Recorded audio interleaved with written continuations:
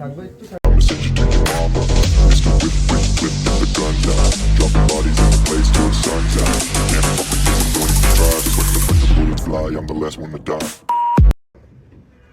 এখানে এসে আমার খুবই ভালো লাগছে। নেপালে যেতে পারলে হয়তো আরো বেশি ভালো লাগতো।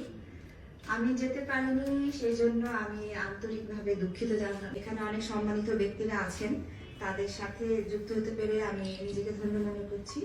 তো সবাই ভালো থাকবেন, সুস্থ থাকবেন। ধন্যবাদ সবাইকে। আমরা অত্যন্ত আনন্দিত যে আজকে সার্ক জার্নালিস্ট অ্যাসোসিয়েশন কর্তৃক নেপালের অনুষ্ঠানে পুরস্কৃত হয়েছেন শ্রেষ্ঠ অভিনেত্রী হিসেবে চিত্রনায়িকা মুক্তি। আজকে তিনি এখানে সম্বর্ধনা পেয়েছেন এবং সেই পুরস্কারটি তিনি গ্রহণ করেছেন। আমরা তার অনুভূতি শুনবো আমাদের নিউজ রাত-দিন 24 টিভির পক্ষ থেকে। আমরা চিত্রনায়িকা মুক্তির কাছ থেকে একটু অনুভূতি শুনবো।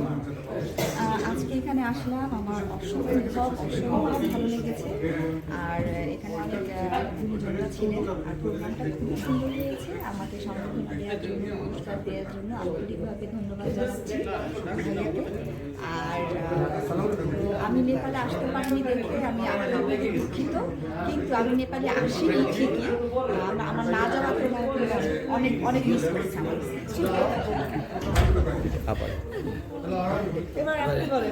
জনপ্রিয় চলচ্চিত্র অভিনেত্রী কেয়া তিনিও সেই পুরস্কারে ভূষিত হয়েছেন এবং আজকে তিনি সম্বর্ধিত হয়েছেন।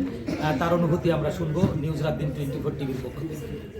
আসসালামু আলাইকুম সবাইকে ধন্যবাদ আমাকে পুরস্কারটা দেওয়ার জন্য। আমি তো নেপালে যেতে পাইনি, কিন্তু এইখানে আমরা অনেক মজা করেছি। সালাম থেকে এই জন্য অনেক অনেক শুভেচ্ছা।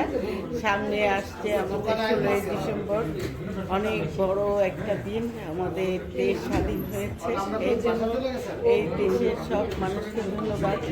আপনাদের সবাইকে ধন্যবাদ, বিশেষ করে সালাম ভাই সবাইকে ধন্যবাদ জানাচ্ছি।